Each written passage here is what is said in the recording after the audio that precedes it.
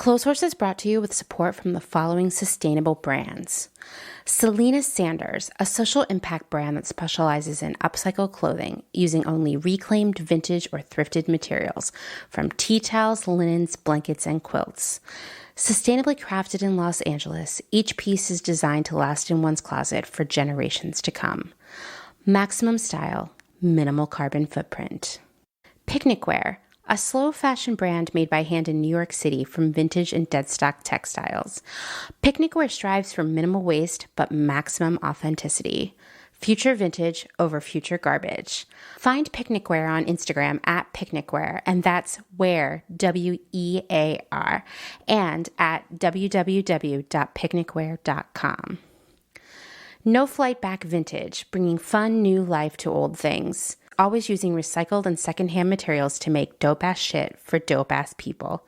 See more on Instagram at No Flight Back Vintage. Shift Clothing out of beautiful Astoria, Oregon, with a focus on natural fibers, simple hardworking designs, and putting fat people first. Discover more at shiftwheeler.com. Late to the Party, creating one-of-a-kind statement clothing from vintage, salvaged, and thrifted textiles. They hope to tap into the dreamy memories we all hold. Floral curtains, a childhood dress, the wallpaper in your best friend's rec room, all while creating modern, sustainable garments that you'll love wearing and have for years to come. Late to the Party is passionate about celebrating and preserving textiles, the memories they hold, and the stories they have yet to tell. Check them out on Instagram at Late to the Party People. Vino Vintage, based just outside of LA. We love the hunt of shopping secondhand because you never know what you might find. Catch us at flea markets around Southern California by following us on Instagram at vino.vintage so you don't miss our next event. Shop Journal Vintage, specializing in upcycled, handmade, and vintage fashion for all genders. Owner Laura makes each piece by hand with love in Pittsburgh, Pennsylvania, with an emphasis on upcycled menswear, tie-dye, modern jewelry, cottagecore collars, and everything in between.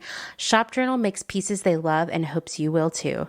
Getting dressed should always be fun. See more on Instagram at shop_journal. Old Flame Mending helps you keep your clothes intact through clothing repair, visible mending, and tailoring.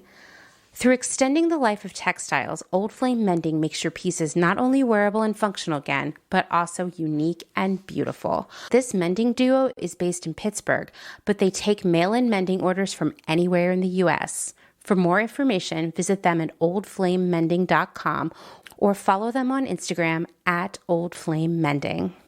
Gabriella Antonis is a visual artist and an ethical trade fashion designer. But Gabriella is also a radical feminist micro-business. She's the one-woman band trying to help you understand why slow fashion is what the earth needs. The one-woman band to help you build your own brand. She can take your fashion line from just a concept and do your sketches, pattern making, grading, sourcing, cutting, and sewing. The second option is for those who aren't trying to start a business and who just want ethical garments. Gabriella Antonis will create custom made-to-measure garments just for you. Her goal is to help one person of any size at a time, including beyond size 40. To inquire about this serendipitous intersectional offering of either concept, DM her on Instagram to book a consultation. Please follow her on Instagram and Twitter at Gabriella Antonis. Dylan Page is an online clothing and lifestyle brand based out of St. Louis, Missouri. Our products are chosen with intention for the conscious community. Everything we carry is animal-friendly, ethically made, sustainably sourced, and cruelty-free. Dylan Page is for those who never stop questioning where something comes from. We know that personal experience dictates what's sustainable for you, and we are here to help guide and support you to make choices that fit your needs. Check us out at dylanpage.com and find us on Instagram at dylanpagelifeandstyle. Salt Hats, purveyors of truly sustainable hats, hand-blocked, sewn, and embellished in Detroit, Michigan. Find us on Instagram at Salt Hats. Gentle Vibes, a vintage shop for the psychedelic mind, formerly inside Jeans in Hamtramck with a new Detroit location coming soon. See more on Instagram at Gentle Vibes Vintage. Wide-Eyed Vintage, a curator of truly covetable vintage from Minneapolis, Minnesota. Wide-Eyed Vintage encourages the experimental spirit of dressing up and will provide you with all the special pieces that will make your wardrobe truly unique. Dedicated to preserving the craftsmanship of clothes, Wide-Eyed Vintage only selects pieces that are well made, pieces that have been proven to last beyond their lifetimes, so you too can enjoy them for more lifetimes to come. See more on Instagram at wide_eyed_vintage.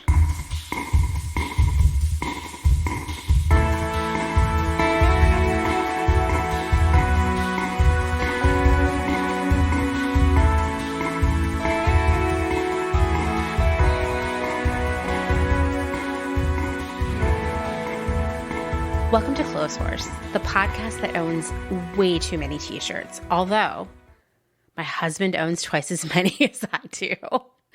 I'm your host, Amanda. Hey, it's another episode. Today's episode will feature the second half of my conversation with Jackie, a graphic tee designer. We'll be talking about knockoffs an awful lot because, as you know by now, all the entire industry does is copy itself. It's so bizarre, and I wonder how many times you can make a copy of an idea before it turns into something else. Also in this episode, we'll be talking to Kyle about gentlemanly style, and we have a phone call from Anne of Oregon, which is not to be confused with Anne of Green Gables. Before we do any of that, we have to thank our newest Patreon supporters. First is Alexandra Stevens, who sells vintage online as Saint Evens. She's a new Pegasus sponsor, so look for her information in the intro to our next episode. I also just recorded a conversation about how to identify vintage items at the thrift store with her.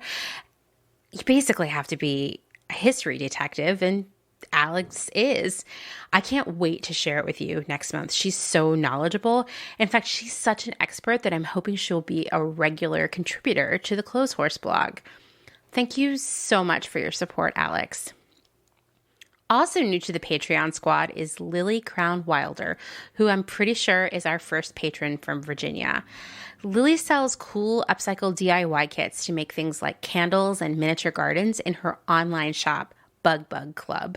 She's also doing a rad candle making workshop coming up soon, so you should check it out. You know, one of my favorite things about quarantine, yes, there are things about quarantine that I'm enjoying. Maybe because I always like to see the bright side, maybe because I'm secretly an introvert. Anyway, one of my favorite things about kind of being stuck at home now for, close to a year is I've been learning so much new stuff. Like, I learned how to do audio editing, for example. Maybe learning how to make candles could be one of your new skills. So you should go check out Bug Club. Thank you so much for your support, Lily. If you would like to support Clotheshorse via Patreon, you can find out more at patreon.com/clothehorsepodcast. I'll include that link in the show notes because, why would you remember that? If Patreon is not your thing, you can also Venmo me at crystal_visions. If you follow my personal Instagram, it's the same name, so it'll be easy to find one or the other. And as always, you do not need to spend a dime to support Clotheshorse. Seriously, I cannot say that enough. You can leave a review on Apple Podcasts, you can tell your friends, but really, most importantly, you can keep listening, because does a podcast even exist if there's no one listening to it? Wow, we're getting some really deep stuff today. Do you hear that totally imaginary sound? It's the Clotheshorse hotline ringing, and it's Anne calling from Oregon. Hey, Amanda. This is Anne from Oregon. I love the podcast so much. I'm calling because I'm listening to today's episode and talking about dress codes. Because I totally agree with you. Dress codes are sexist, racist, classist. And it made me think of a storyline from season 13 of Degrassi. Such a great show, and you can watch this for free on YouTube. So the storyline starts season 13, episode 19, and goes at least 2, maybe 3 episodes. But Imogen, one of the characters, she shows up to school, is running late and isn't wearing a bra in her class and gets in trouble for not wearing a bra, even though she's not doing anything to, bring attention to the fact that she's not wearing a bra. She's just, existing in a female body, not wearing a bra. And, of course, she calls bullshit on this. Because she realizes, like, that's fucking sexist. Like, how is that inappropriate for me to not be wearing something? Isn't it more inappropriate to be ogled at? So she does a couple protests, one where she, like, wears her bra on her outside of her shirt to, like, make a point. And so Simpson, being, like, a really good principal, asks her to be in charge of the dress code. It's a really cool episode about, like, what does she want to say, because she's in charge of this thing, but she, of course, doesn't want to make it sexist or anything. And what she comes up with is, like, I can't remember the exact words right now. I'm totally going to, like, end up rewatching these episodes after this. But the dress code is something like all students should dress in a way that is respectful to themselves and others. And, like, it's so nice because, like you were saying, I think people will dress, like, in a way that's comfortable for them and, like, respectful to themselves. Like, I think that's, like, the big thing. If we give people, like, if we give them the trust to dress how they want, like, I'm sure most people will dress in a way that's, you know, clean and put together, because I think people like to look nice for each other, especially when we're out in public, unless you're, like, super comfortable, or maybe if you really don't care, then you'll show up with whatever. But I think people have a good gauge of what would make themselves comfortable and, like, their customers or their coworkers. I just really liked that episode because it was, you know, like, good. I feel like a very feminist message of, like, respecting yourself. That was, like, the basis of Imogen's dress code. Anyway, love Degrassi. This is free on YouTube. Like, all of Degrassi is free on YouTube. Definitely helped me get through earlier parts of the pandemic. And I love the podcast so much. All right. Sorry to be rambly. Thank you. Have an awesome day. Thanks for calling, Anne. You know, I've been thinking about watching Degrassi for a while because I keep hearing cool people talking about it. Maybe Jem and I should watch this episode and dissect it. I'm definitely thinking Degrassi's going to be my next quarantine binge watch. Anyway, I do truly believe that we can trust people to dress, quote, appropriately for work. I mean, we're all social creatures. We take cues from those around us. And I don't think we need to be treated like children. You know, I said in the last episode that I'd really never had to deal with a dress code other than when I, made coffee. But I remembered later that I went to a private school with a very strict dress code. I don't know how I forgot that. Boys had to wear collared shirts and pants every day, like nice pants, Girls had to wear dresses or skirts of a certain length. We weren't allowed to wear sneakers or sandals. Obviously, jeans were off limit. Once a year, we could all pay $5 to wear jeans to school one day. And then that money was donated to a local charity. And of course, we all really brought it on those days, right? It was like the biggest day of the year. I think it was always on a Friday. But the dress code was really stressful for me because, I was poor and I was a scholarship kid and my mom wasn't going to take me to the Bon-Ton or whatever for these future business leader clothes that we were supposed to wear. So instead, I bought a ton of secondhand school uniforms at the thrift store and I wore those on most days because technically they fit the dress code. The skirts were always the right length, the blouses were collared, and everything was appropriately modest. Of course, I totally looked like a super weirdo, but it was a way that I could meet the dress code while also affording it. And I was thinking about this as I was falling asleep the other night, as you do, right? And I think that this was the beginning of a lifelong approach of mine that was like, hey, I'm poor. I can't afford, quote, designer clothes. So I'm just going to do something so different that it won't matter. So for most of my career, rather than buying the very expensive clothing that my coworkers were wearing, and I don't even know how, honestly, I just wore interesting vintage clothing. Maybe people could still pick up on the fact that I had less money because you know what? I did. I had a kid. I had student loans, and I was paying my entire family's phone bill. Yes, it was 5 people. So I just didn't have as much disposable income. I definitely couldn't buy crazy. I couldn't buy Celine flats to wear to work, I also just really love interesting vintage clothing. So it's not even I don't know. To me, it was this stuff is more who I am. It's more fun to get dressed. A lot of that really expensive stuff is kind of neutral. That's not my style.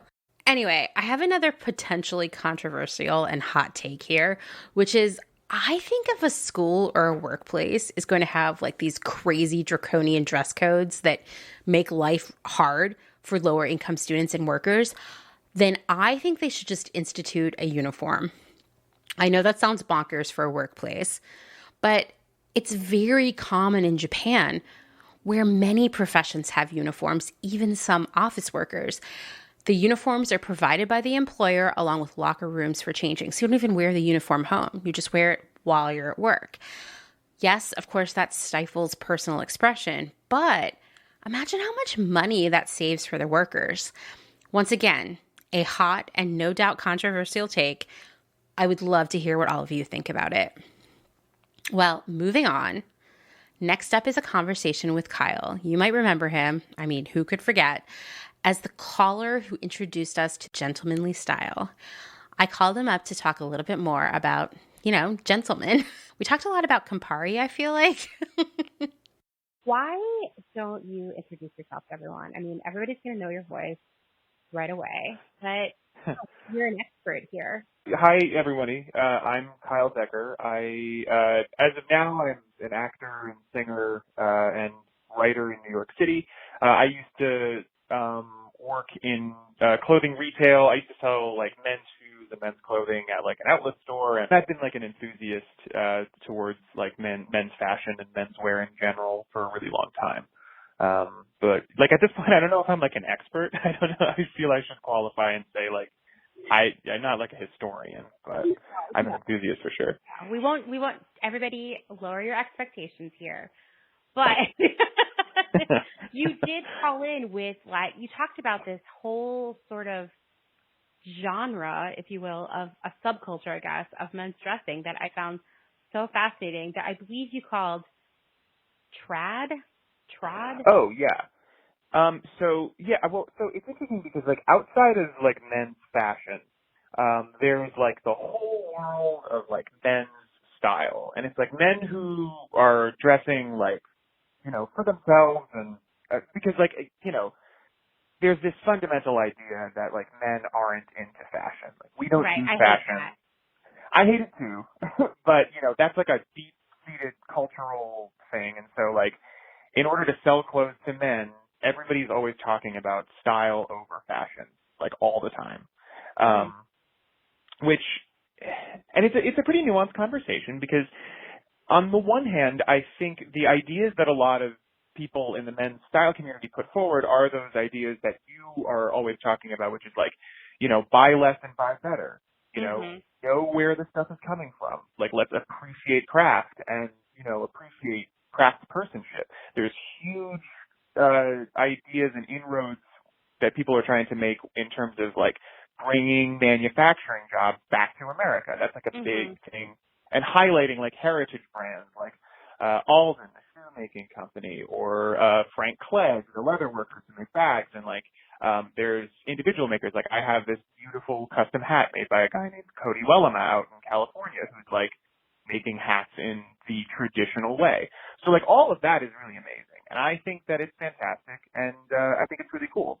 But the nuance comes in where, like, so what I was talking about was in the world of men's style outside of fashion, there are different genres. There's like classic European style, like the Italian guy look, or like maybe you're into the British suits, the Savile Row suiting kind of thing.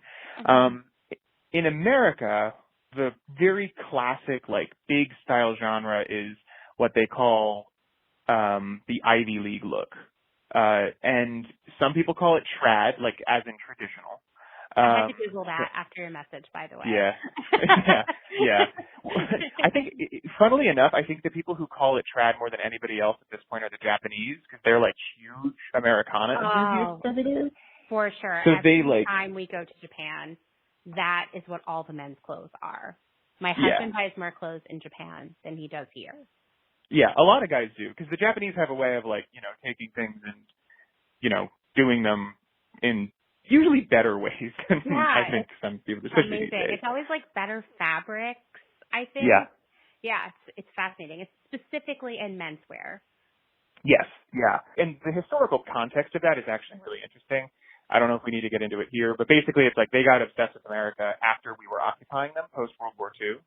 Like, and they just got into like everything from jeans to Zippo lighters to pomade to leather jackets to like Brooks Brothers, like across the board, everything American.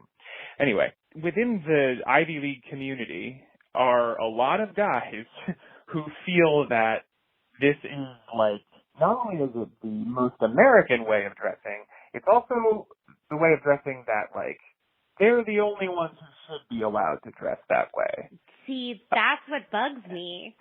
Because it also, if you're saying that they think it's like the most American way of dressing, then what does that say about everyone who's not allowed to wear that? And there you go. There's the rub, right? Yeah. And that's the thing. I mean, like, you know, I've spent a lot of time in online forums, seeing conversation. I tend to lurk. I don't engage in that way because like, I prefer to listen. But like, there's like websites out there where like you just see guys who are basically like I think I mentioned in one of my calls, like, you know, LL Bean will come out with a new ad that has like people of color in it or women wearing like these same like Ivy League staples, like the Shetland sweaters and the penny loafers and the khakis and, you know, like the, you know, duffel coats and all these things that are like all in that aesthetic. And people will like just lose their minds about it. And it's that classic thing about, you know, people trying to like couch their antiquated ideas in this belief that they're like under attack, that their like way of life is being infringed upon. Classic. That like if they see a black man wearing some penny loafers, it's like, what are you going to do next? I'm not going to be allowed, you know, like it's just the world caving in around them. Yeah, totally. But I think in that way, this is a microcosm of, you know, larger things that we see in the world. You know, you talk about it a lot on the podcast, which is the idea of just the way that fashion is you know, can be and often is a tool of capitalism. You know, it's like there's in the same way, a lot of these guys speak and talk in the same sort of rhetoric that you see, like, to be completely frank, like incels using, but just you know incels, right? Oh, I know all about them. I mean, not like I don't know any personally, but it's definitely I read a lot of think pieces about, and I do spend a lot of time on Reddit, so you know, sometimes I have interactions with them there.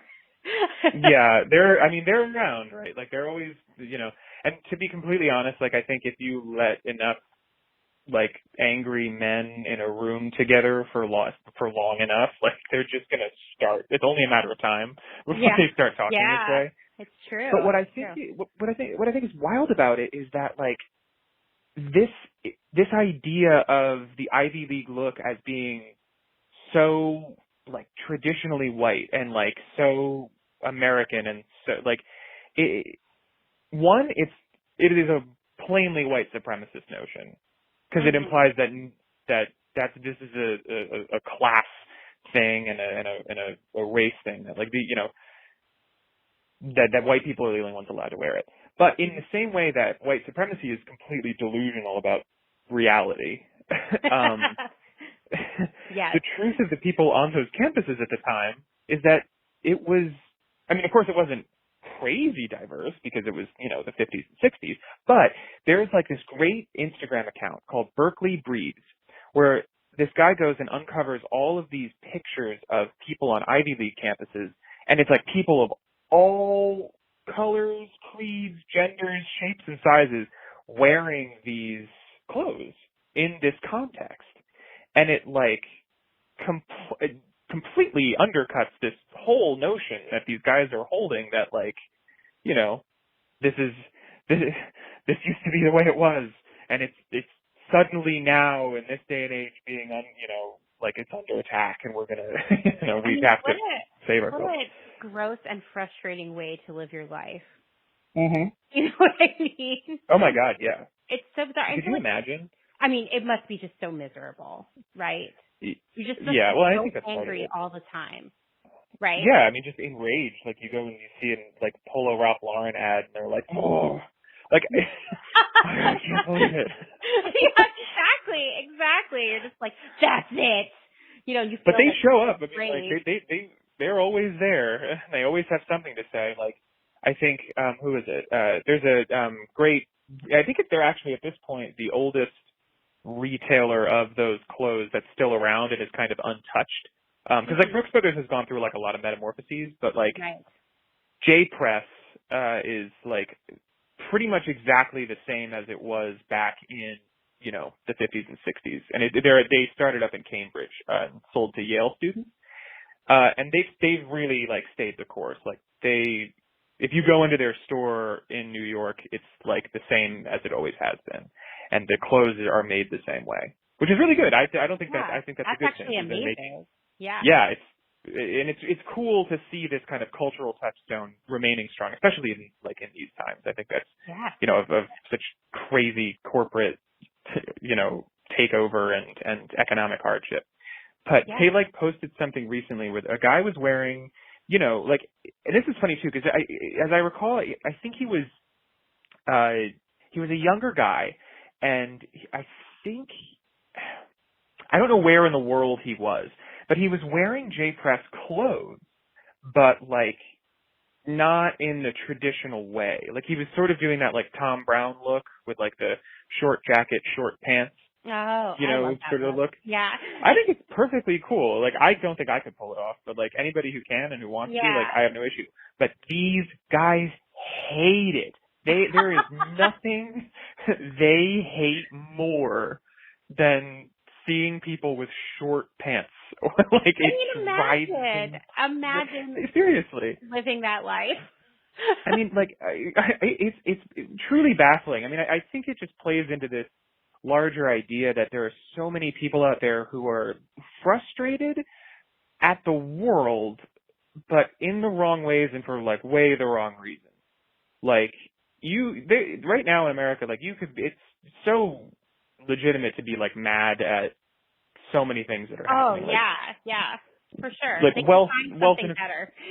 Oh my God, yeah. Like there's wealth inequality, shrinking middle class, like economic hardship. The government's failed us on every level. You know, all this stuff. And you're like, if I see one more kid wearing his pants short, I'm gonna, you know, like I don't even know. I don't even know what the plan is. Exactly. I mean, it's so fascinating to me.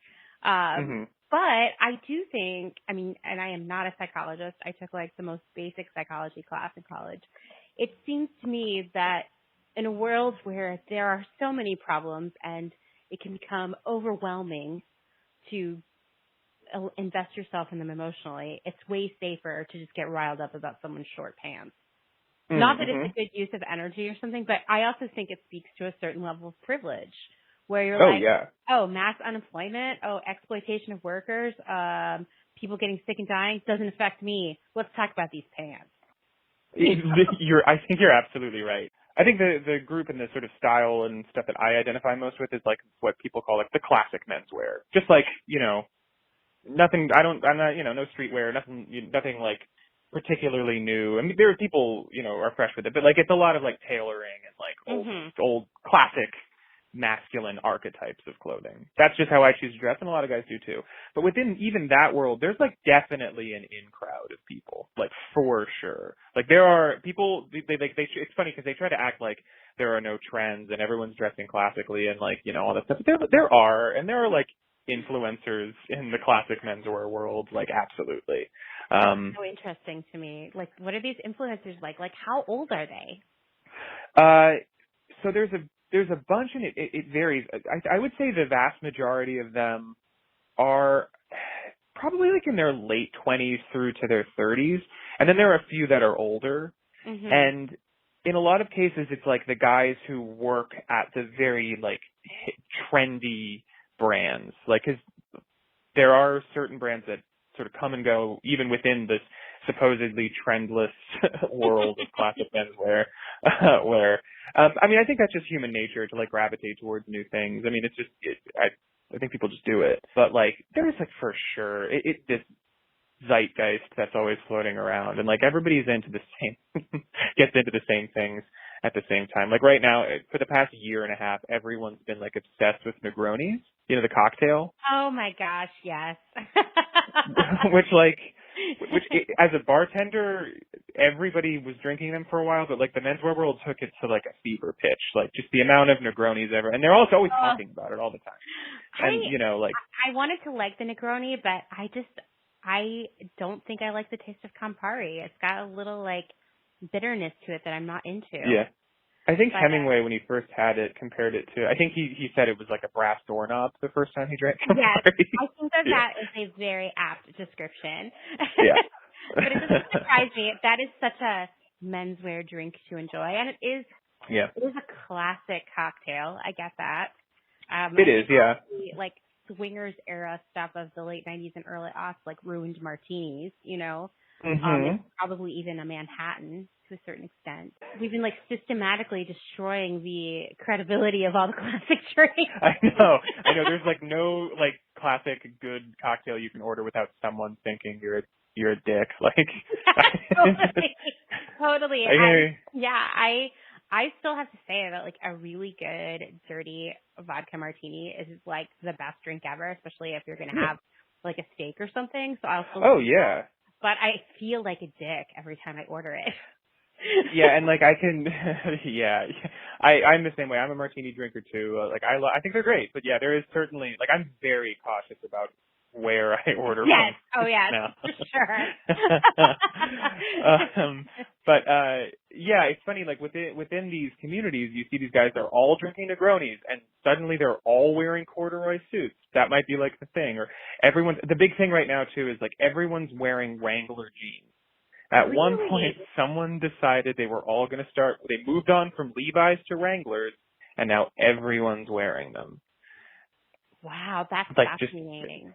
It's funny to see because like I don't have a problem with it. Like I'm not bitter about it or anything. But I do think it's interesting to see these things that kind of run counter to each other in a way. Like it's a community that preaches individual style and like not following trends and not and like embracing the things that you're into. But like they're all wearing berets now, and they're all wearing the cowboy cut Wrangler jean, and like I think that's fine, but I do think it's ironic. I mean, I think the cowboy cut Wrangler jeans is really funny also because suddenly my husband has adopted those too in the past few months. He's definitely purchased 3 or 4 pairs of the cowboy cut Wranglers in the slim fit. And I was like, whoa, where did this come from? I don't know. Maybe he's getting a little bit of that on his Instagram feed. I think so. If he's like following any of the menswear community guys, then I would say so for sure. Because like everybody's wearing them.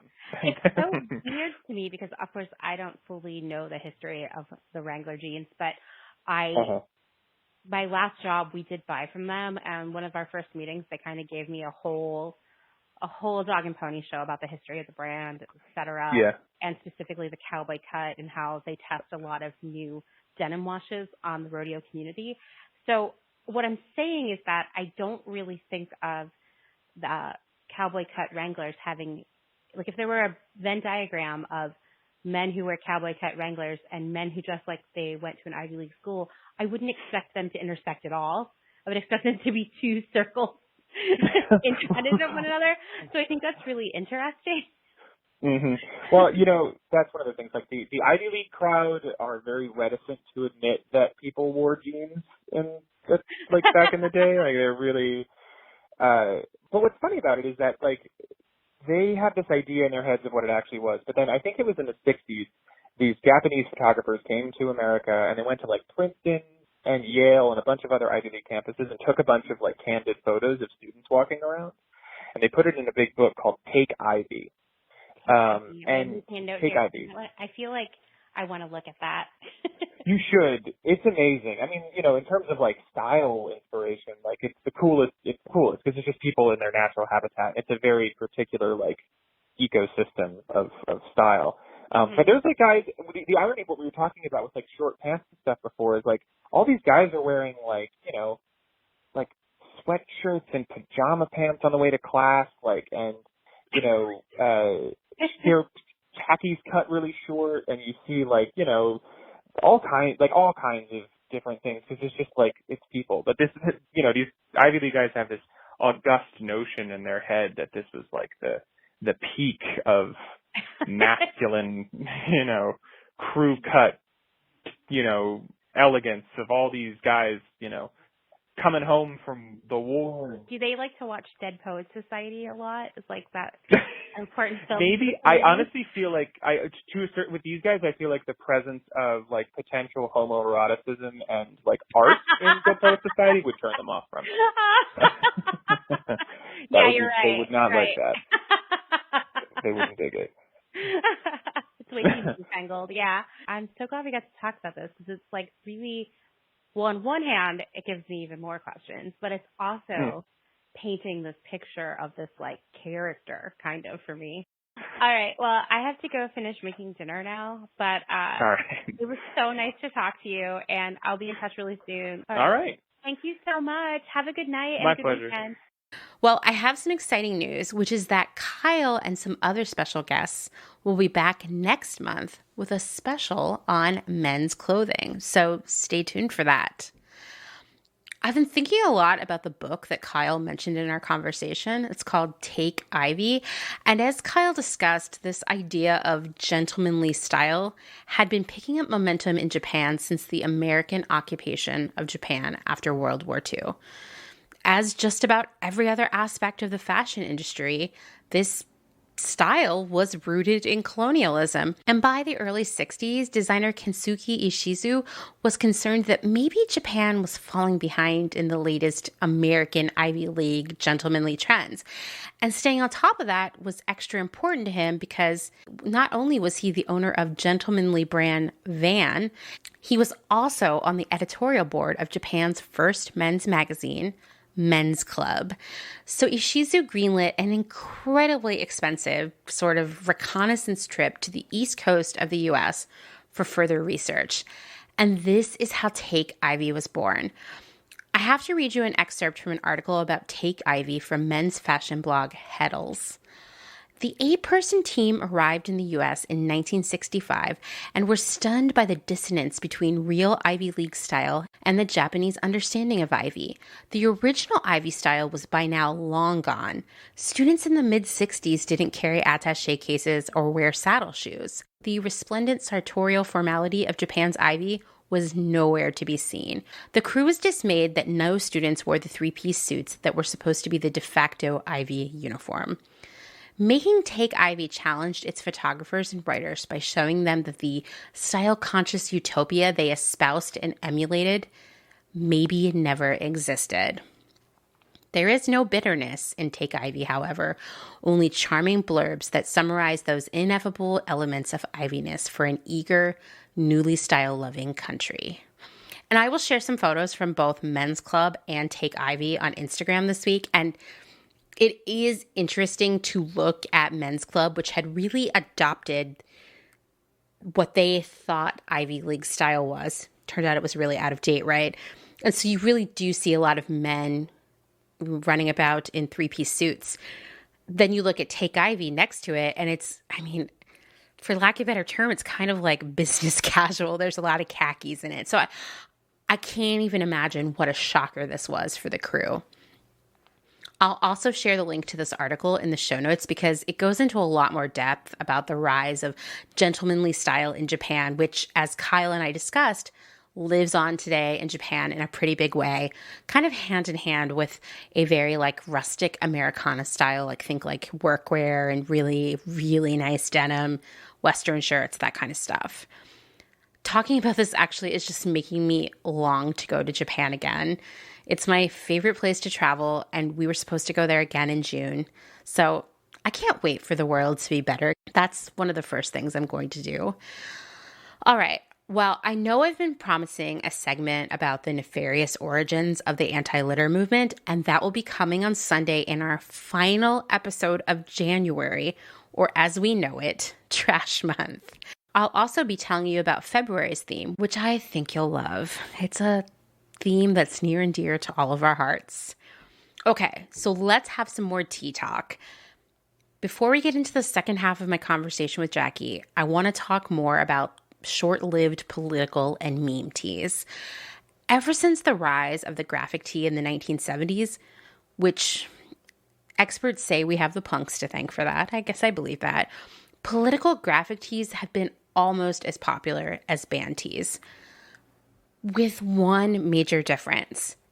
Band tees seem to increase with value over time. I mean, hello. Some of them are like $400 online, right? While political tees, yeah, they're just done, you know? Except for the rare collector here and there, no one cares. Unless you've been asleep for the past few weeks, and I wouldn't blame you for hibernating right now, it's actually a really good idea, then you know that Bernie Sanders' outfit and general vibe at the inauguration launched 1,000 or, I guess I should probably say thousands of memes. And it felt good, right? I mean, the last few years have been so horrible. It felt good to laugh. The rapid fire memes hitting Instagram, they made us feel closer.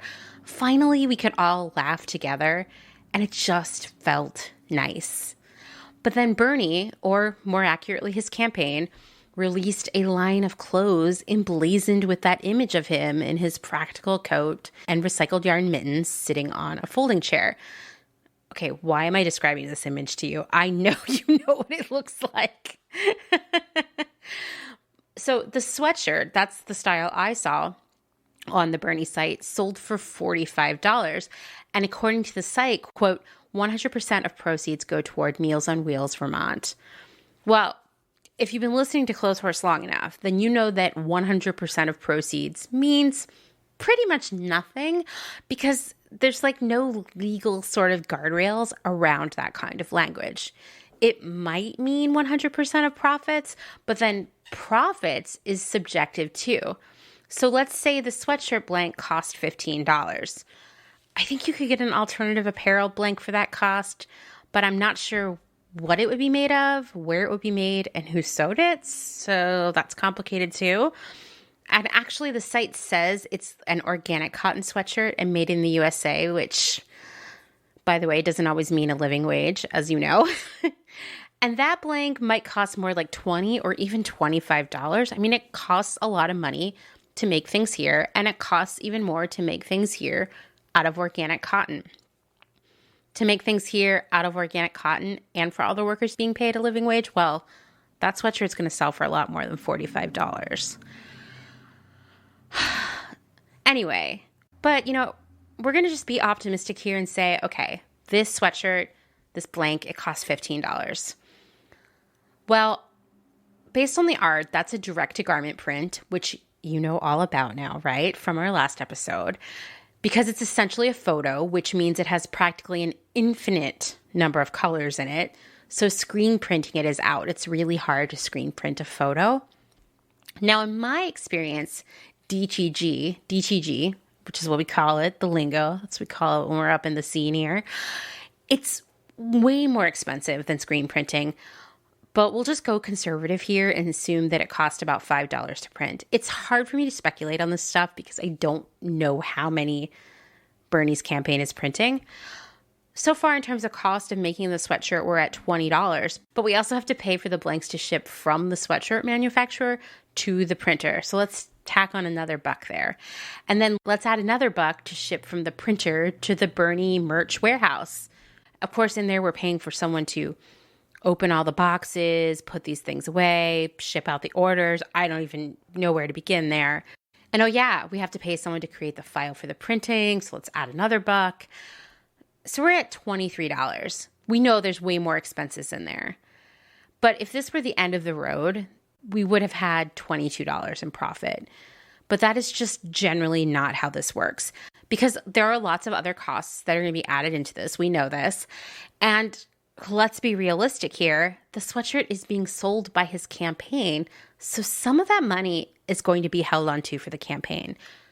Once again, they said proceeds. They never really named a dollar amount there, and that always makes me nervous because it can mean so little and so much at the same time.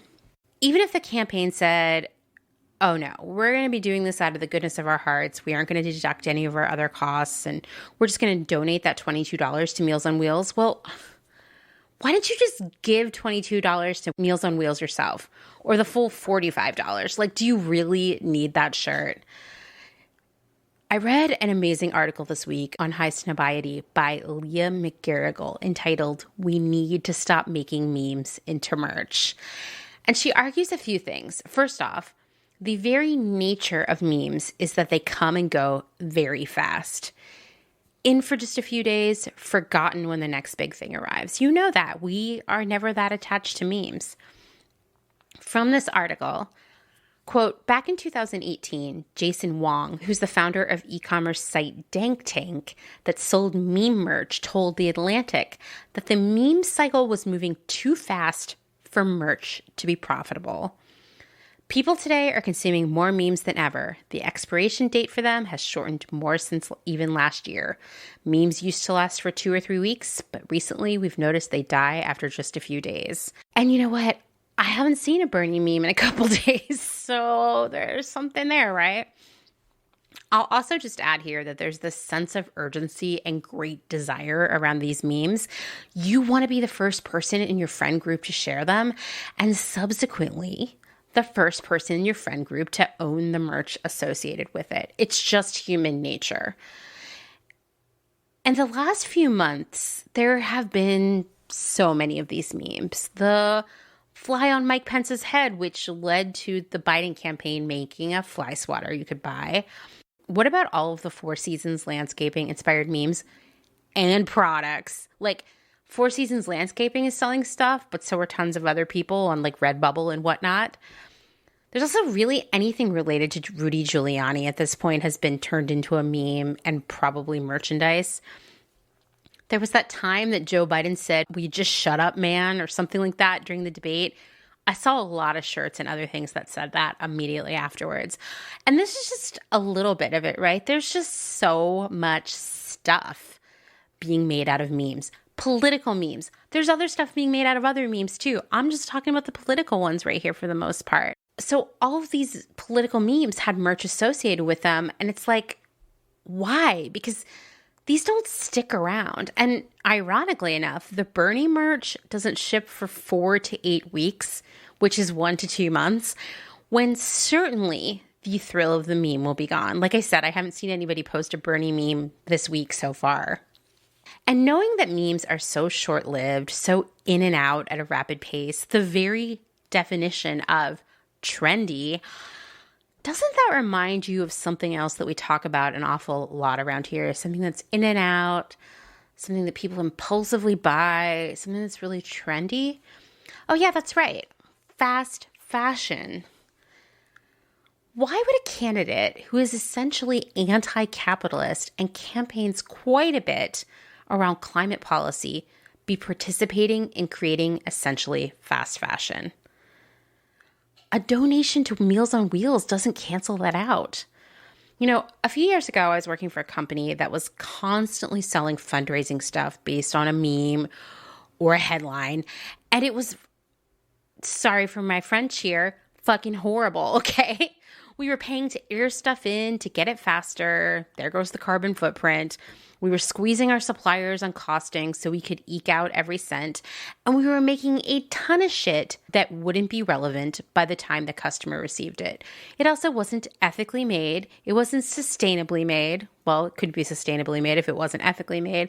I mean, it was just like whatever we could get for cheap to print on. And then the donations from us, from those sales, would come so much later after we settled all of the accounting, you know, covered all of our expenses like graphic design, marketing costs, processing fees, shipping, and so on.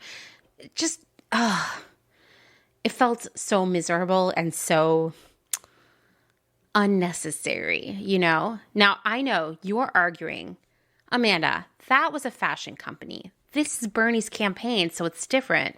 Well, I'm sorry, but Bernie doesn't run his campaign.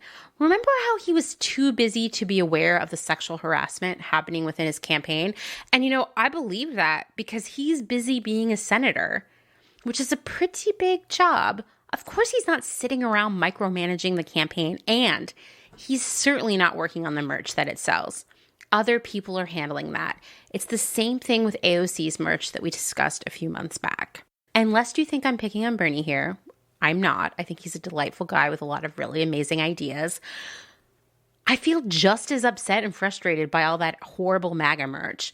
But the difference is that allegedly our side knows better and actually cares about the environment and workers' rights.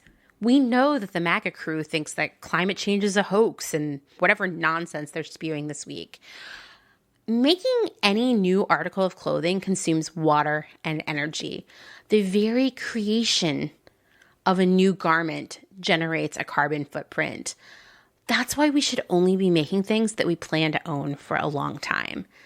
Maybe you specifically plan on wearing your Bernie shirt for the rest of time, but many other people will not. Period. You need to take yourself out of the equation and think about how human nature really works. I wish that these campaigns would just think it through a little bit more. Sell an iron-on that you can use on a tee you already own, or print everything on like salvaged fabric or garments. There's so many things. Gosh, use recycled fibers, you know? But regardless, this political / meme merch is important to us for such a small amount of time. And I would add here that these items, they have such a sad afterlife. Generally, thrift stores do not have any luck selling political merch after it's sort of lost its luster. So they bail it up and send it to the secondhand clothing markets. I will also add, some thrift stores, depending on who runs them, won't sell political merch at all. They don't even try to. They just put it in the bale and send it over to the secondhand clothing markets overseas. You won't be surprised to hear that people in other countries are even less interested in wearing our dated political meme shirts, so they won't buy them either. So they just end up in a landfill on another continent. Kind of a sad place for Bernie to end up, right? I don't want Bernie or AOC or anyone else who stands up for change to get sucked into this sad capitalist story that always ends in a landfill. I've said it before, and I'll say it again. Why do we have to sell stuff to get people to donate money? I would ask this all the time at that job I was talking about. Why do we have to, I don't know, like sweeten the deal of supporting a cause on any level? I hate it.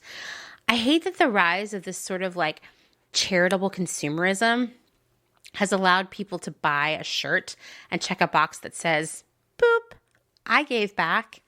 No, that doesn't count. Studies have shown that people actually don't get much of a good feeling from this charitable consumerism. True donation, whether it's a person's time or money, always results in a truer, longer-lasting sense of pride and accomplishment. And there are plenty of studies to prove that. I cited them way back in the first mini-sode about cause marketing. And as an added bonus, when you volunteer your time or your money, you aren't sending another item to the landfill in a couple months. All right, well, now that I've lectured you a whole bunch, let's get into my conversation with Jackie.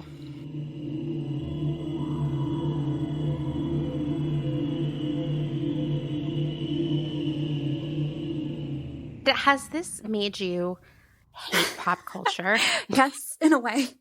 I mean, you have to kind of be a nerd to do this job because you have to understand the different brands and you have to care about them enough to make a product that resonates with the other fans. So in some ways, I really like that because I am nerdy about the things I like. I know Disney really well. I'm a big Buffy the Vampire Slayer fan. I'm into Star Trek enough that I can, really champion that. But then you also have to learn about other things like Fast and the Furious. And then with something like The Mandalorian and Baby Yoda, it just becomes so oversaturated and so just the constant references and this constant consumerism of nostalgia, commodification of it. It just gets really depressing. It does. I think it does too. I mean, just once again, going back to this idea that Hot Topic has 100,000 tees on its site, and that's because there's a market for 100,000 pop culture tees. It devalues the things that you love. Yeah. There's also a certain ownership, for example, your Ramones tee, right? Remember the early aughts when every teenager store was selling a Ramones tee? You can't gatekeep culture, but I was like, you don't even know the band. You're buying this t-shirt because you think it is cool or you saw it in a magazine. I definitely get frustrated with that. I was that kid in junior high who would go up to these girls and be like, do you even know them? But part of that was just kind of feeling resentful because I was also a teenage girl wearing a Ramones tee. So then that was kind of what people assumed of me. I knew the band, I listened to the music, and I cared about it. And I also think, like, when you wear a graphic tee, you're making a statement about yourself. So why would you wear something that you don't know anything about? Right. I mean, that is perplexing to me, because then what if someone came up to you and started talking to you about the Ramones and you were like, I actually don't know them at all. I just thought this shirt was cute. I mean, like, how mortifying is that? And, I think it's like, because I definitely get into arguments with Dustin about this too, where he will even be angry when someone's wearing a new version of a band tee, where I'm like, yeah, but that kid really does like Nirvana. Yeah. There just aren't, like, a vintage Nirvana t-shirt is like $400. You know what I mean? And like, I still see the value of how, like, your graphic tee helps identify, like, the other people who are, like, your community. It's like your name tag for the world. And I love that. I think it's weird how much it's been commodified, and that kind of bums me out, that, like, we now don't know any other way to express who we are outside of wearing a t-shirt that says what we like, Yeah. Oh gosh, that's kind of depressing too. I know. I'm getting depressed right now, but it's like something, I think it's so interesting to think about, that we've seen in our lifetime t-shirts become this massive business, specifically graphic tees. And because it's like an expression of who you are, like in the early aughts, graphic tees kind of came in like two categories. There was like a band shirt, or there was like these funny, whimsical shirts, Yeah. and those were designed to say, like, hey, look, I'm a funny person. I'm ironic. Or, you know what I mean? And that was supposed to, like, draw people to you, right? And I think now it's like, look how much I love The Mandalorian, in search of other people who like The Mandalorian, It's like a personals ad or something. And it makes me wonder, like, where did we lose? There was, at some point, there was a time where you would have to go up and talk to someone to get to know what they liked. And now that doesn't happen anymore. And it's sort of like, it's almost like this, like, tribalism around your interests. And so you can go out and pre-screen everyone by looking at their shirt and then determine who you're going to go talk to. I don't know. It's like segments people and distances them even more. Yeah, that's kind of crappy. Like, I mean, how much can you really know about a person just based on what show or band they like? I know. That's a stereotype. It's sort of like this, like, classic teen movie trope. I love teen movies and teenage series. Like, I love things about teenagers. And, it's like a trope of, like, that popular girl, it turns out I got to know her and she's also really into, like, spoken word poetry or something. Like, she's deep, right? But now we can't even do that, because it's like, yeah, but she was wearing a shirt for a show I hate, so she's done, And it's also interesting to see merchandise, especially graphic tees, for cultural phenomena that didn't have any sort of tie-in back then. Like, I keep thinking about Friends, for example. Yeah. I feel like the Friends t-shirt is a product of now. I do not think people wore Friends t-shirts in the 90s. I don't think they existed. No, I mean, I wasn't aware enough of t-shirts in the 90s, but I will say that when we get a brand like that, we'll go looking online for vintage tees to kind of get, quote, inspiration from. And something like that, like Friends, I haven't noticed much, versus something like Looney Tunes, where you'll find tons of vintage tees. An archive. Yeah. It's interesting just to think about that. Like, I received an ad on Instagram yesterday that was not off base for me. It was for an account that sells exclusively Unsolved Mysteries merch. And there definitely was not Unsolved Mysteries merch in the original era of that show. Like, no one would have worn an Unsolved Mysteries tee in the 80s. It's just, like, not how the world existed. Yeah, no kidding. And I feel like print on demand must be driving a lot of that, because what that allows too is a lot of, like, niche interests, including, like, secondary characters for superheroes, but also, like, really specific things. Like, I brought up Bratz when we were talking earlier and how that blew up. And there weren't adult tees for Bratz. No! That's a really good point. I do remember, I think that maybe this phenomenon began in, like, the mid-90s, because that's when you would start to see brands, like I remember Mighty Fine. I guess they're still around, right? Oh, yeah. They would make like Rainbow Bright t-shirts, which definitely didn't exist for adults when Rainbow Bright was first released into the world. They would get all of those like nostalgic licenses through the 90s, like My Little Pony. I remember they had all these like vintage sodas, like that kind of stuff. Yeah.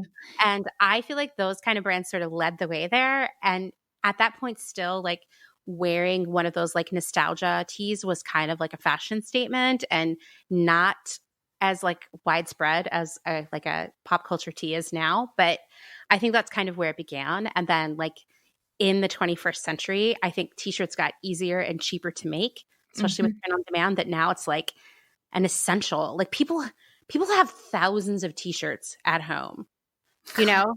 Yeah. So many t-shirts. I have so many t-shirts that they're divided between like, this is a t-shirt that I would wear as part of a special outfit. This is a t-shirt that I hold onto strictly for nostalgic reasons. I'm trying to preserve it or whatever. And then here are the t-shirts that I wear to bed or to like do yard work or paint, you know? Right, work t-shirts. I've got those. Yeah, exactly. I think that's so funny because like t-shirts did not used to be something that you would even be seen in public. You know, that would be like, are you in your underwear right now? It's so fascinating. And so because the market for t-shirts is so big, there are so many bootlegs out there. And you and I were talking about how there's so many on Etsy and Amazon. And you said that it's actually really damaging when a bootleg is on Etsy because it seems legit, right? Yeah, Etsy has this appearance of being like, you know, the local handcrafted artisan merchandise. It does. It is not. And in fact, I've seen designs I did for my work on Etsy, and they'll usually be like mocked up onto some sort of Shutterstock or Creative Market template where it's like a flat lay of a t-shirt and some shorts and some cute sandals on some wood boards. And then you'll see, I don't know, a Marvel t-shirt laid on it. I'm like, I know that Marvel tee. I designed that Marvel tee. And it's really disheartening. Yeah, I'm sure it is. And you told me that bots do this. It's not even like an actual human is there taking a screenshot of your design and uploading it. Like it's automated. Yeah, I'm not sure how exactly it works, but basically I've read that bots will kind of screen these other t-shirt sites and somehow pool the image and create, I don't know how it works on their end, but they'll create the listing from that. And I know there's been trolls who have done it where like they'll make a graphic and it'll say like, this t-shirt's a bootleg on the graphic. And a way that they kind of screen for that, I think on like Facebook or places where artists are posting, if somebody comments, I want this on a tee, that bot will scrape that art based on that. Wow. That is, I mean, it's not surprising to me. So I was telling you back when I was in my era of my career where I was in charge of making and selling a lot of feminist tees, we specifically had a really iconic slogan that we were trying to copyright, but it was, I mean, eventually we did, but it's really hard and we'll get to that. And it was like whack-a-mole to go onto Amazon and type in our iconic catchphrase and to just all of the knockoffs of it. Sometimes they looked exactly the same. More often than not, they were in a horrible cursive font. Like that's where the bots go with this. And there would just be so many. And we would send these sort of like almost automated cease and desist letters to these people. They would disappear. They would come back a week later with a different account name, basically. And it was the same thing on Etsy. Now, my sister has told me that she definitely ordered a sweatshirt, and I've heard this from other people too, on Etsy, thinking that it was once again this like mom and pop, small business, small artisan she was buying from. It came directly from China, and it was just like a piece of crap and poorly printed on a really bad blank and clearly not made by a human, you know, like in the way that we think of stuff being on Etsy, like carefully screen printed, you know, lovingly designed. It wasn't like that at all. I sometimes like to just type in weird, bad t-shirt ideas just to amuse myself on Etsy and see everything that comes up. And it's really like, it's Etsy's full of crappy t-shirts. Oh yeah. Amazon. There's not a lot you can do about it. Now you said Disney has the best success in sort of taking these people to court, or at least putting the fear of God in them, if you will. Yeah. Well, my company can only do so much. I mean, it's like you said, it's playing whack-a-mole. And when we see these things, there's so many, we just kind of ignore them. But I would think if you're Disney, or if you're maybe even a buyer, you have more power with your own brand recognition to kind of go after these bootleggers. Yeah, yeah. What you would say as a person who perhaps has not had to work in this industry is like, hey, well, why don't you go out and just copyright this? Like, that's your fault. And actually, I will tell you that it is really, really hard to register your slogan, especially, but also your art to a certain extent. So if you want to just register a slogan, good luck. There are basically, if any word seems too common in use, you will not be successful. If it's a simple, clean font, you're not even going to be able to copyright that art, because it's just like anyone could do that. There's nothing special about it. Kind of the more elaborate the art is, the better. But that can also still be really challenging. I came across some like best practices for copywriting a tea, and it was interesting because I was like, what are you left with if you follow all these policies? So you cannot use images, characters, and any figure that resembles anything taken from comic books, cartoon networks, movies, video games, television shows, you name it, unless you're someone like Jackie who's working with a licensor. But if you're just like random person designing teas, okay, good luck. Don't do any of that. You also cannot use logos, names, pictures of educational institutions, organizations, clubs, sports teams, musical groups, and artists. You must avoid logos, trademarks, and names of companies. Do not use a photo, artwork, or caricature of a celebrity. Also, and I have run into this problem at a job, you cannot take a celebrity's picture and use that on a T-shirt by drawing it in your own way or just adding some text. They will take it to court. So avoid that.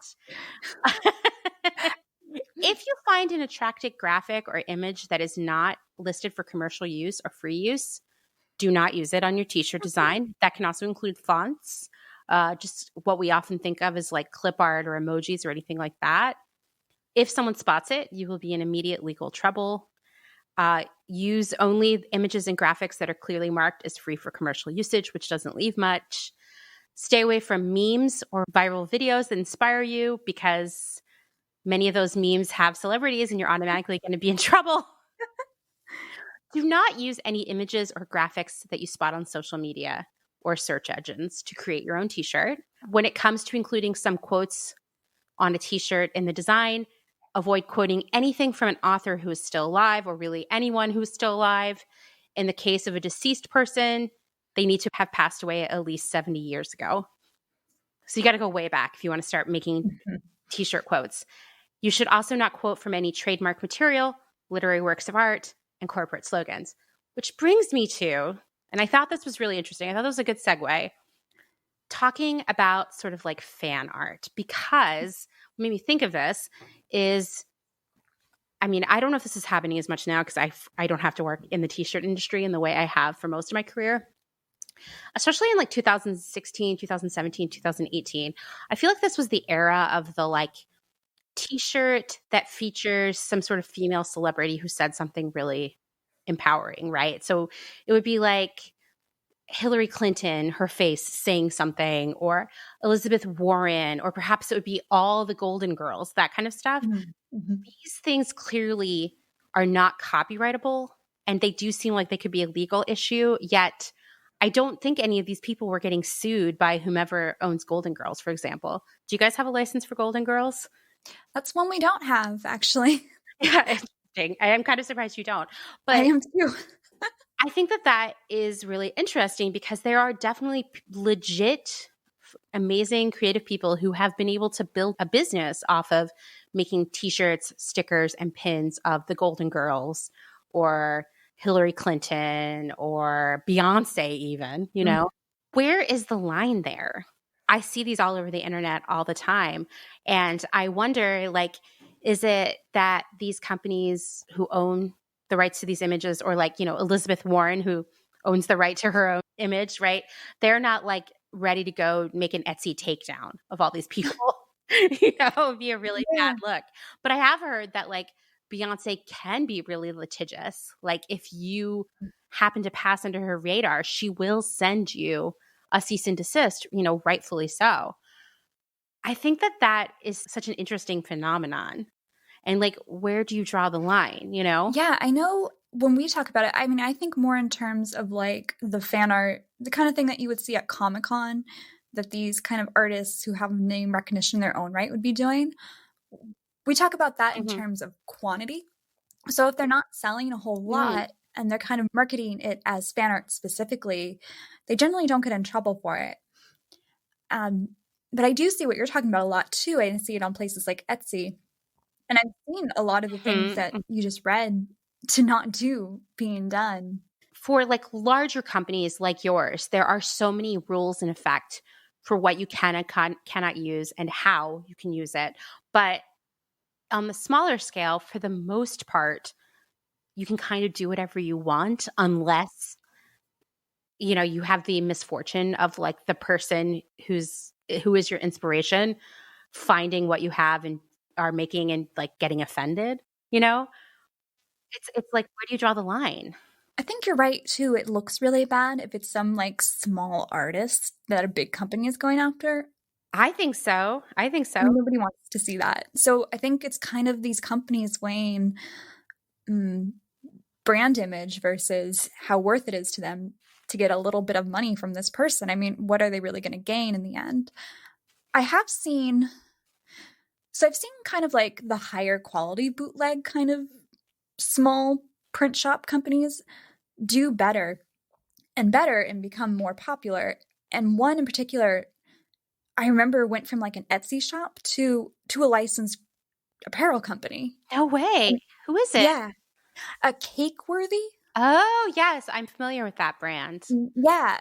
And I thought, having worked in this industry, I wondered if maybe they had gotten some sort of letter where Disney was smart enough to see it as a business opportunity where they could make more money that way rather than just suing the person. I know there was a graphic tee trend in the early to mid 90s was to take like a really popular logo for like a national brand and then change it into another word or like your own brand. Like I remember there was a brand called Fresh Jive that would do this a lot.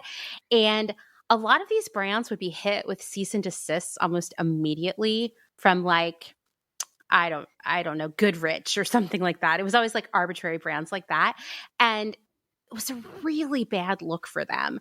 And I feel like within a few years, it just turned into like, now everyone can do this all the time. It's no big deal because no one wants the bad press. Yeah, it almost seems like the more people do it, the less risk there is. But with my company, we do follow a lot of these rules because we also get in trouble, particularly for like fonts or photography that we've used. Yeah, it's so interesting because not only does like Hot Topic have 100,000 tees, but go onto Etsy and there's probably a couple 100,000 more. Like there's so many tees out there that of course they all start to overlap. We're all in this like hive mind, Yeah. So you were saying basically you guys have had little to no luck dealing with these bots. And like, do you even like engage when you come across knockoffs or are you just like, whatever? I don't think we do anymore because I would see it and I would show my boss and try to talk to somebody higher up and be like, what is this? This is horrible. But it would just be more like a commiseration and nothing would get done.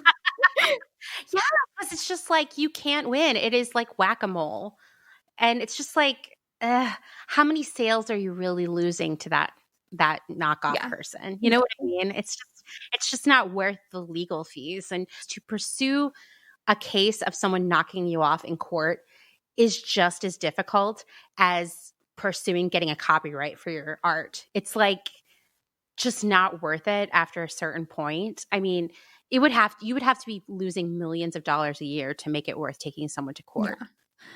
And I think that's why larger brands can often knock off smaller brands, especially from a graphic perspective, because they know that the resources that designer would need to take them to court, they just don't have. Like I always think of like Tuesday Bassin with all of her pins and stuff copied by Zara. Zara hedged their bets that Tuesday would not have enough money to press them on it. And they were wrong because she pulled it together and did. you know? Yeah. She'll tell you, like, she was really lucky to have the resources to be able to, like, get a lawyer and really press them. And ultimately they settled. When she first reached out to them with a cease and desist, they were basically like, sorry, but we're like a way bigger company than you. So no one even knows who you are. So they don't know we're knocking you off, basically. Yeah. They like swatted her away like a little fly. But I think the small artist has the potential to gain more support on social media. Mm-hmm. And that would then make the larger company look worse. I think so too. And I think Lazara with Tuesday Baston is a great example of that. And I think, social media has many drawbacks, of course, but I do think it's a really great way to like mobilize people towards a collective action, whether it's voting or supporting someone's fight against Zara, and it can put the fear into big companies. So like if whoever owns Golden Girls comes after you because you made Golden Girls candles, you're going to make them look like an asshole on the internet. Mm-hmm. It's not worth it. Nope. So something, we talked about earlier was this idea of like your T-shirt sort of identifying to others like what you're all about, which is a great transition into social justice graphic tees, which continue to be a big thing. And they also, not that social justice is not a meaningful movement, but I do feel like the overconsumption here kind of reminds me of like the "It's My Sixth Birthday" T-shirts. Like I think about all the vote shirts from this year. Are people going to put them on every election day for the next 10 years? Probably not, So, of course, like top of mind is feminist T-shirts. And I'd ask you if you'd ever had to work on that, because it seems like even places like Forever 21, which are not very feminist, make their own collection of feminist T-shirts now. Yeah, every buyer, I think, kind of wants to show that they're open-minded to social justice, but without having to be very political. Yes. To look good. So you get like weird shirts that say like "girl power" or "we are all one" or something like that, where you're like, like what does that mean? Going back to what we were just talking about, you said it's really hard to copyright slogans, but we also have a list of trademark slogans, and it's usually super trendy kind of words, like "the future is female" or "namaste" or something like that. And we have to be very careful not to use those. And I think, but there's ways around them where you just kind of tweak it a little. And so that's how you get all those weird, slightly off slogans that people don't say in real life. What a sad world in which namaste is copyrighted. No. Or "suns out, guns out, buns out." Oh, is that copyrighted? Yes. Oh my We had to God. put down all our "suns out, buns out, and guns out." I wonder who copyrighted that. I have so many questions. Because I just thought that was like a thing that Dad said or something. I don't know. Sometimes I think it's the bots who are trying to like, I'm going to make all the namaste T-shirts and probably. I mean, in the dawn of the internet, there were people who were really smart and had trollish impulses very deep within them, who went out and bought all kinds of like URLs in the hopes of like reselling them to people for like gazillions of dollars, which ultimately, like paid off. I remember specifically one of my favorite stories about a URL disaster was Dick's Sporting Goods. So you would think that the URL for Dick's Sporting Goods would be like dicks.com. Of course, as I say this out loud, you're already like, oh man. And I remember my mom was wanting to buy a new canoe. And I came over and I was like, well, did you look online? And she's like, well, I'll tell you where not to look. And I was like, what? And she was like, dicks.com. Like, why? Were they like too expensive or something? And she was like, no, my computer got a virus. And now every time I open it, a million photos of dicks pop up. That's really funny. And it's because, someone had bought dicks.com. So Dick's was using dicksportinggoods.com. Since this happened, this was like 10 years ago probably, Dick's has reclaimed dicks.com. But I was just like, how many like moms went on to like buy a new canoe. Oh no. We're bombarded by pictures of actual dicks. So I can assume it's like similar kind of people who are like, I am now going to own Suns Out, Buns Out, or whatever. Yeah. No, I think that's what's happening. I think it's the same terrible T-shirts on Etsy and wherever else in the script font. And like when you wear a shirt that says Namaste, for example, who are the people you're hoping to attract? It's a good question. Or like another phenomenon, like a trend of graphic tees that I've seen in the past few years are like the word shirts that are like coffee, dog walk, yoga, wine. You know what I'm talking about. Absolutely. I'd say I guess we do those. Do you really? I mean, I guess they're like, you can't really copyright those because most of them are in a really basic font, and it's just like words, free association. I don't think you can copyright when you make a design with a certain font, because when you're using the font, that font's like free for use, or you bought it from someone, I think. Yeah.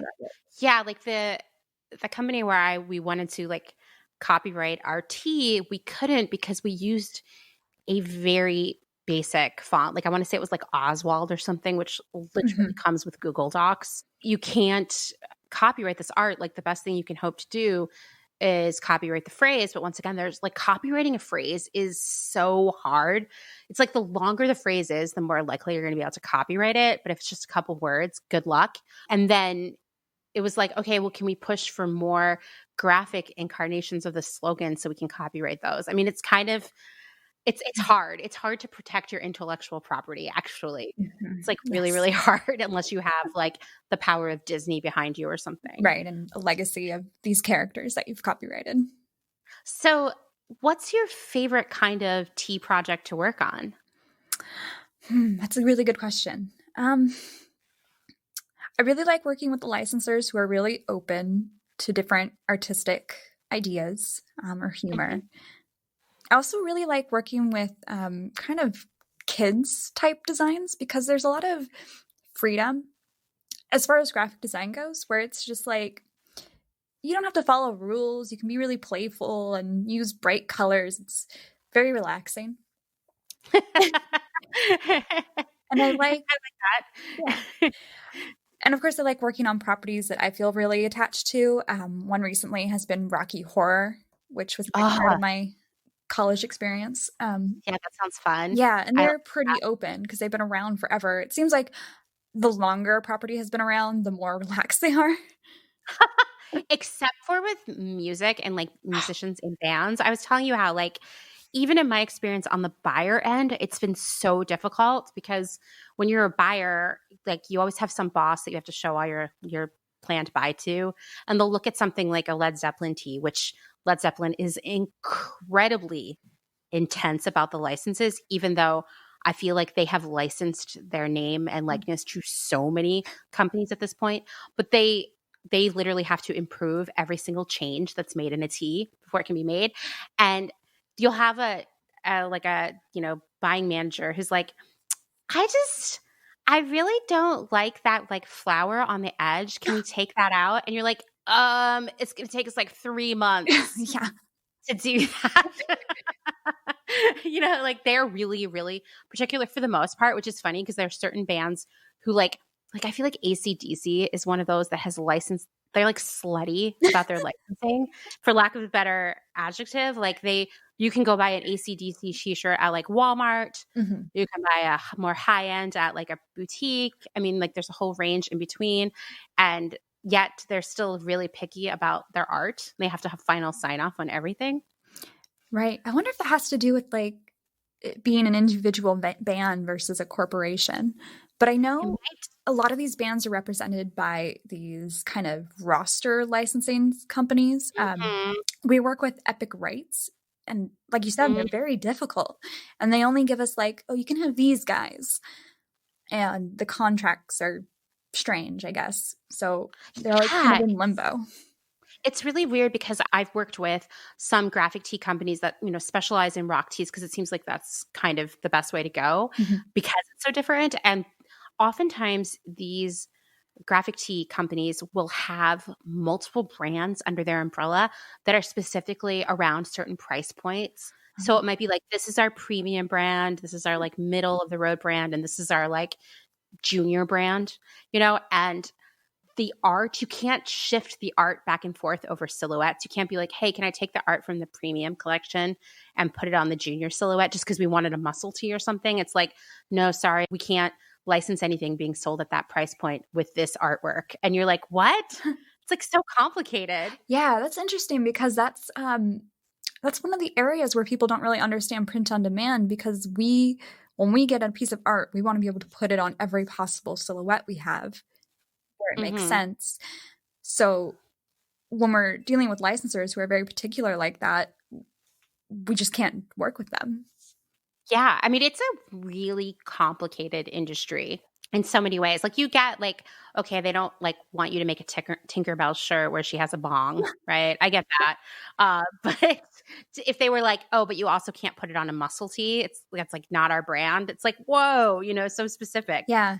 And sometimes they can be kind of gendered too, where it's like, this is a female design. Yes. I have totally seen that. Yeah. Yeah. Or buyers dictate that as well. Oh, I'm sure. Buyers love rigid and out of date gender roles. Especially the ones who want to promote diversity and feminism. I know. Oh my gosh, don't get me started. I think it's funny, like when you were talking about buyers being like, well, we want to be political without being too political, I would say like, and this is a broad generalization because I've worked with plenty of woke and engaged buyers in my career, but a majority of them are sort of like, I'm just like, I'm not into politics. Like it's that kind of crowd. And you're not supposed to talk about politics at work anyway. So it's like everything becomes apolitical and like watered down and weird, So I thought that was really funny. I was like picturing different buyers I've worked with over the years, picking out quote political graphic tees and kind of laughing to myself, like just picturing what they would choose. Not all buyers, okay? Just a big chunk of them. Yes. So what would be like your dream license to work on? At this point, I feel like we have them all. You do, I guess. Well, when I first started, I really wanted Buffy, and we finally got Buffy. That's Buffy the Vampire Slayer, like last year, and it's been great. I love working on it. But I'd say with all the different licenses we have, we just don't have time to work on the ones I really want to work on. I'm sure. I mean, I can't even imagine how you break up your time. I'm sure some licenses you don't have to touch as often as others, but you guys have a lot going on. Yeah, and it's not just like we want to make sure we can get the licenses we need, make them art. So that's usually going to be somebody we just got. We want to show them designs, show them what we're capable of. Or it'll be buyer driven, where they want to see something specific from a certain license. Or it'll be like movie driven, release some new release for like Marvel. Or it'll be seasonal, and we'll be working on like all the Christmas or all the Halloween kind of thing. Yeah, yeah. So all that comes first, basically. So do you have any like final thoughts or anything else you want to add for the listeners? I guess I want to say that overall, I do like my job. When I first emailed, I kind of was listening to the podcast, and it occurred to me that what I do is actually within this apparel industry. So as I started to think about it, I started to think about kind of the negative impacts that I feel torn about, the overconsumption, the waste, the one-off T-shirts. But I feel torn about it because on a daily basis, I do like what I do. I feel very lucky to, one, still have this job this year, and to have found a job that allows me to do a lot of really cool, interesting art with my degree, which I was always really afraid of, that I wouldn't find something I really liked in design. So I feel like it's a good fit for me, but I do wish the end product was a little more meaningful. I mean, it sounds like a fun job to me, to get to be creative every day. Yeah. And I totally understand how you feel, because it was like a certain feeling for me working as a buyer and like a product developer to know that like the product I was making was not great for the world. It didn't have a great impact, but the process of creating it was so fun and rewarding to me, like on a personal level, just to work on something that involved like using all these parts of my brain and being creative. It's a tough balance. And I don't think anyone should feel bad because they work in an industry that may not be ultimately like great for the world. But I do think that you have this like power to work within to slowly make it better, you know? Yeah. And I'd like to see my company strive to do that. Yeah. Yeah. And I think that's how we make these changes. So I think you have so many people's dream job for sure. We all have to work, right? Yeah. Yeah. And I mean, even through all the ugly sweaters and birthday tees, there's something fun about it. Like when I make an ugly sweater shirt, I kind of like the puzzle of putting it together. There's a lot of different ways to use my design brain, and it's a good job. Yeah, no, I think it sounds great. And I totally, like I said, I used to love the art of like solving complicated problems every day at work, you know, even if we were making like fast fashion, you know? And there is some joy. Like before this, I was a barista. And what I really liked about being a barista was I got to make something and then hand that straight off to a customer who like was so happy to have it. And so that's something I miss is kind of that direct interaction. So I'll go through reviews and I love when I see a happy review, especially with a photo, because I am glad that person liked my t-shirt. I mean, I bet. I just have to say as a side note that barista was one of my favorite jobs ever. Yeah. Much better than waitressing in retail. Yeah, for sure. I can't explain it. And you get plenty of duds when you're baristaing too, but somehow it's just like more fun, you know? Yeah, and I don't know what it is, but it just attracts really interesting people. Like I made my best friends as a barista versus my other part-time college jobs. Yeah, it's true. You always meet the coolest people working in a coffee shop. I like some of my oldest friends are my older barista era friends. I worked at Starbucks for a long time, and then I worked at Barnes and Noble, proudly serving Starbucks coffee. Oh yeah. And I loved it. I was at Pete's in the Bay Area. Ooh. And I loved Pete's, and I loved making the drinks and learning how to do that. Yeah. And I loved how every morning it was like the same people, and it's almost like a bartender that way where you get to know these people. You build up a relationship with your customer, which when you do what you do now or you work in a more corporate level, the only way you get to do that is by reading the reviews, which I also love doing. And it's got to be kind of exciting to you. I mean, I don't know have you ever gone out and seen someone wearing a shirt that you designed? I don't know if I've seen someone wearing a shirt I've designed, but I've seen them wearing shirts my coworkers have designed, which is really exciting. That's really cool.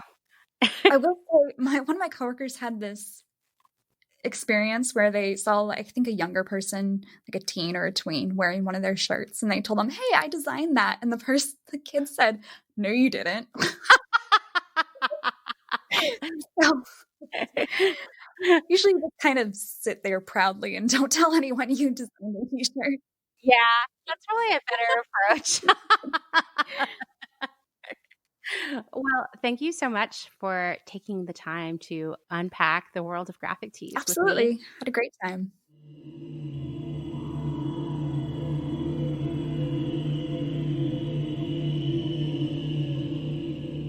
Thank you so much for taking the time to talk to me, Jackie. It was so fun. We're working on some cool stuff with Jackie over at the Clotheshorse blog, so you'll be seeing more of her in the near future. I just want to touch more on the bots, like copycat bots that we talked about. So apparently there really are bots who are going around the internet sort of like harvesting t-shirt designs. Like, what is this weird dystopian future that we live in? And some of the affected artists, they actually have an idea how it's happening, and it's so weird. So Rob Schamberger is a professional artist who works with the WWE, and he talked to the BBC about this. This is what he said. "I noticed the trend was it always happened whenever someone responded that they'd, quote, love to have this on a shirt. Someone has programmed something to search Twitter for a phrase such as, "I want this on a shirt."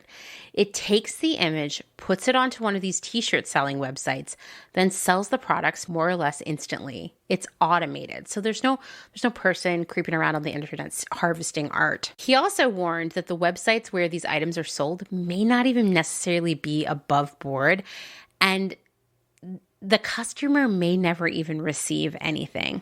He said some of these websites may not be legitimate at all. They could just be taking people's money. This is kind of a more insidious and nefarious thing. So if you respond to my artwork saying you want a shirt of this to protect my work, I have to block you. I know this sounds pretty wild, but other artists have put this to the test by creating wacky shirts that like no one would ever buy, then having a friend comment, "Hey, I would love to have this on a shirt," and boom, that shirt would appear almost instantly for sale somewhere on the internet. What a weird world we live in. If we can create bots that just search for art to steal, can't we come up with some solutions for climate change? I'm just saying. I feel like we have the know-how, we have the skills, we have the passion. Let's funnel that into a good cause. Thanks for listening to another episode of Clotheshorse. If you like what you're hearing, please rate and review on Apple Podcasts. Of course, I'm going to say that. And don't forget to tell your friends, your mail carrier, I don't know, people that you're in a Facebook group with, maybe for your neighborhood.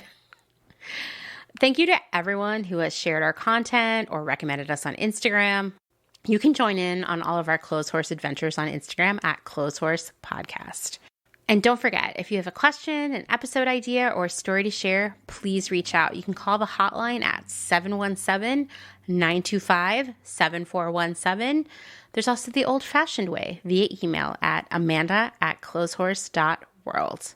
The first ever Clotheshorse blog contributor info session happened last week, but it's not too late to get involved. If you're interested, please email me, and it's so important that you email me, not DM me, at amanda@clotheshorse.world. Then I can forward all the information to you.